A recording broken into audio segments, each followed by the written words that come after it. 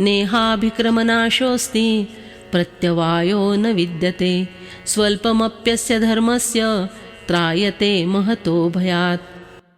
मनुष्य लोक में इस समबुद्धि रूप धर्म के आरंभ का नाश नहीं होता तथा इसके अनुष्ठान का उल्टा फल भी नहीं होता, और इसका थोड़ा सा भी अनुष्ठान जन्म मरण रूप महान भय से रक्षा कर लेता है।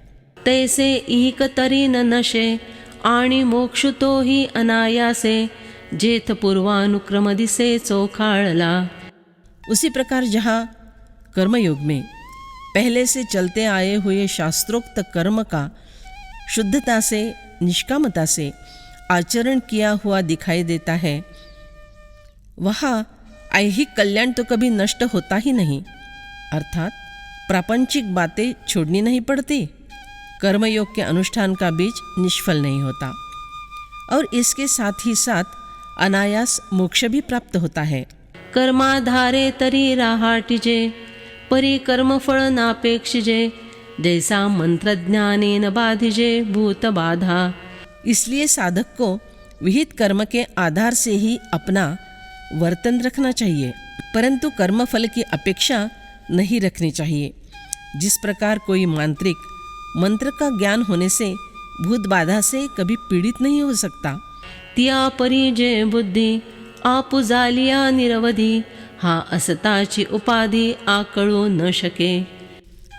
उसी प्रकार जो साधक जिस बुद्धि को अर्थात कर्मयोग की विचार प्रणाली को संपूर्णतः आत्मसात कर लेता है, उसे विद्यमान कर्म की उपाधि बांध नहीं सकती।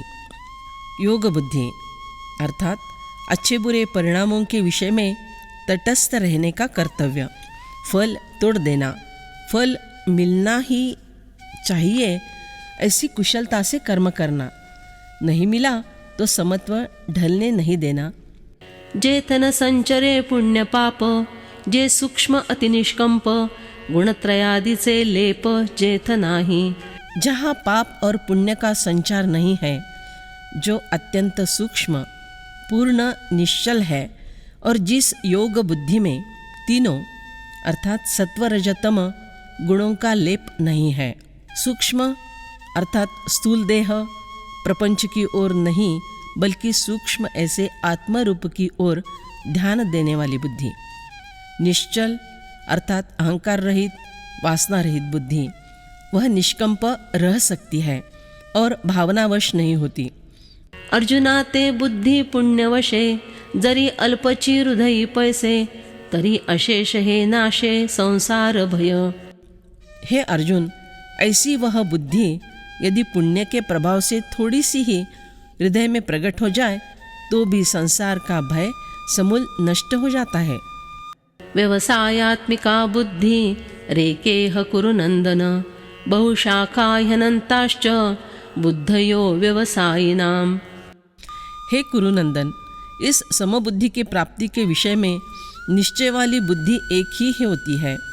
जिनका एक निश्चय नहीं है, ऐसे मनुष्यों की बुद्धियाँ अनंत और बहुत शाखाओं वाली ही होती है।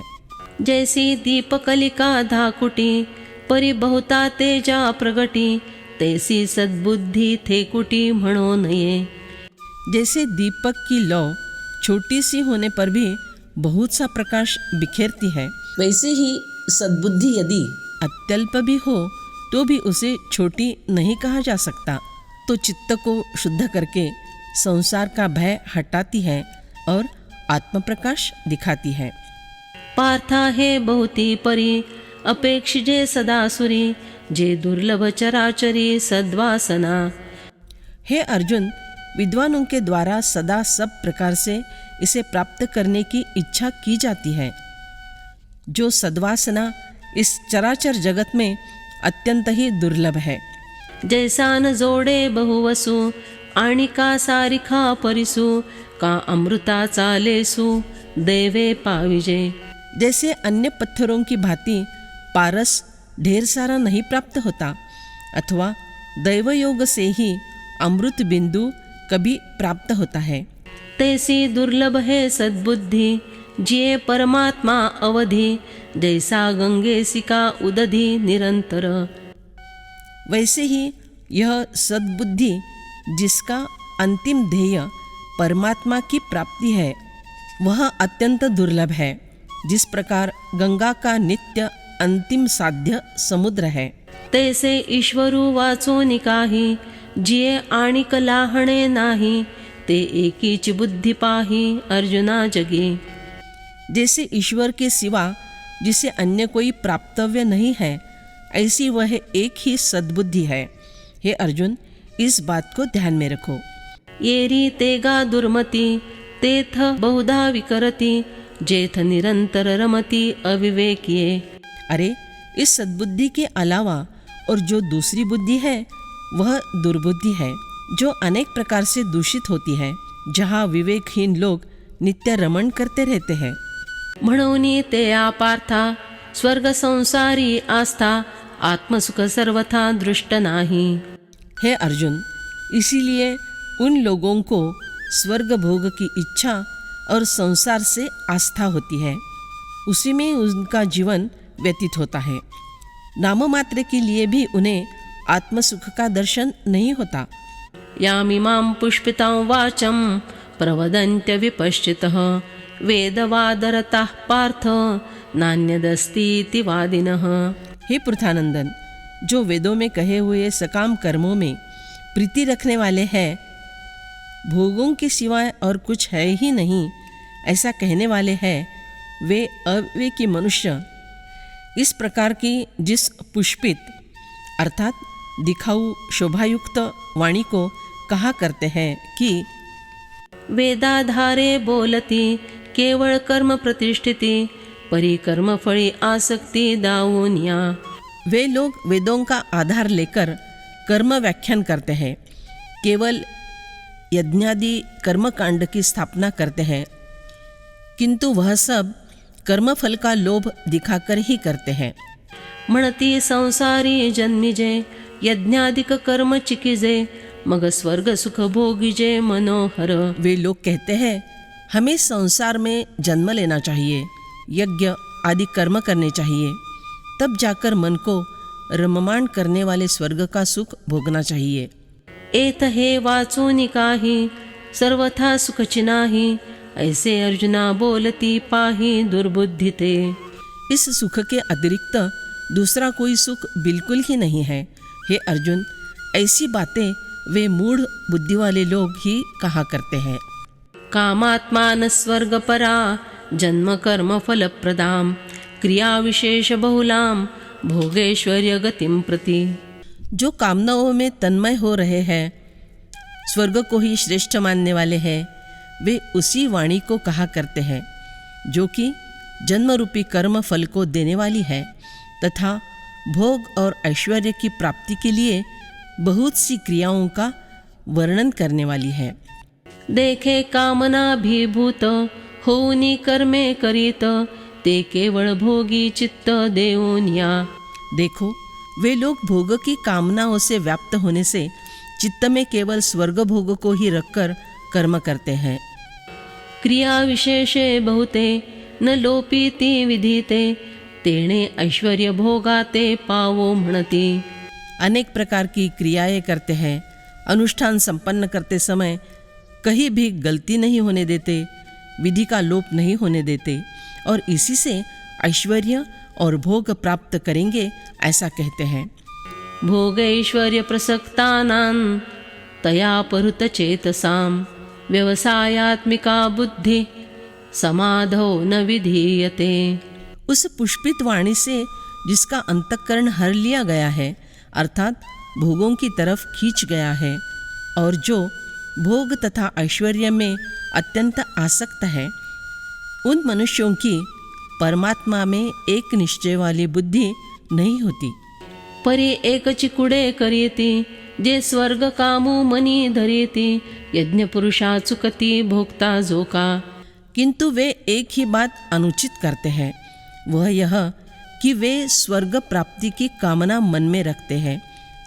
इसलिए यज्ञ की आहुति स्वीकारने वाला जो यज्ञ पुरुष परमात्मा है, उससे वंचित हो जाते हैं।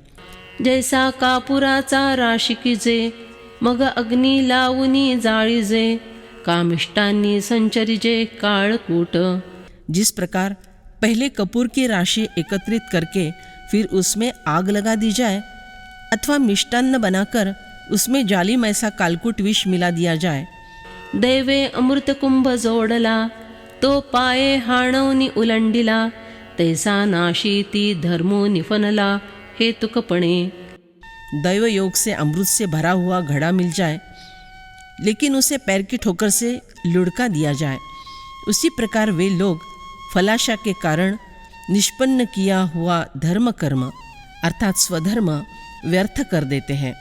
साया से पुण्य अर्चिजे मग संसारू का अपेक्षिजे परिनेणती ते कायिकीजे अप्राप्त देखे। जब कष्ट झेलकर और श्रम करके पुण्य का संपादन किया जाए तब फिर दुखदायी संसार की इच्छा क्यों की जाए। परंतु इन अज्ञानी आत्मसुख से अनजान लोगों को यह बात नहीं समझती। क्या करे बतलाओ तो। रांधवणी रससो यनिकी करुनिया जैसी मोलेविकी तैसा भोगासाठी अविवेकी धरीती धर्मो। जैसे कोई रसोई बनाने वाली स्त्री स्वादिष्ट भोजन बनाकर उसे कुछ कीमत लेकर बेच देती है, बस ठीक वैसे ही वे अविवेकी लोग भोग पाने के बदले में अपना धर्म बेच डालते हैं, धर्म का आचरण करते हैं। म्हणोनी हे पार्था दुर्बुद्धी देख सर्वथा तेया वेदवादरता मनी वसे। इसलिए हे अर्जुन देखो, मूढ़ बुद्धि वाले अर्थात अविवेकी लोगों के मन में पूर्णतः वेदों ने बताई हुई फलश्रुति में ही रममाण होने का विषय रहता है। त्रैगुण्य विषया वेदा निस्त्रैगुण्यो भवार्जुन निर्द्वंद्वो नित्यसत्वस्थो निर्योगक्षेम आत्मवान। वेद तीनों गुणों के कार्य का ही वर्णन करने वाले हैं। हे अर्जुन, तू तीनों गुणों से रहित हो जा, राग द्वेषादि द्वंद्वों से रहित हो जा, निरंतर नित्य वस्तु परमात्मा में स्थित हो जा, योगक्षेम की चाहना भी मत रख और परमात्मा परायण हो जा। म्हणोनी तिही गुणी आवृत हे वेद जाणे निभ्रांत जे उपनिषदादि समस्त सात्विकते। इसलिए निस्संदेह ये वेद सत्व रज तम इन तीनों गुणों का वर्णन करने में उलझे हैं। जो समस्त उपनिषद आदि विभाग हैं वे सत्व गुण का वर्णन करते हैं। येर रजतमात्मक जेथ निरूपिजे कर्मादिक ते केवळ स्वकर्म सूचक धनुर्धरा। हे अर्जुन, दूसरा केवल स्वकर्म का सूचन करने वाला विभाग है, वह रजो और तमोगुणी कर्म आदि का वर्णन करता है। म्हणोनी अर्जुना तू जाण हे सुख दुःखासी कारण एत झने अंतःकरण रिगो देसी। हे अर्जुन, इसीलिए तुम अच्छी तरह से जान लो कि सत्व रजतम इन तीनों ही गुणों का कार्य सुख दुख निर्मिति का कारण है। अतः तुम अपने अंतःकरण को ऐसे कर्मों के चक्कर में मत डालो। तू गुणत्रया ते अभेरी मी माझे हे काही न करी एक आत्मसुख आंतरी विसंभना। तुम इन तीनों गुणों का त्याग कर दो, मैं मेरा ऐसा कुछ न कहो। अंतःकरण से एक आत्मसुख को मत छोड़ो।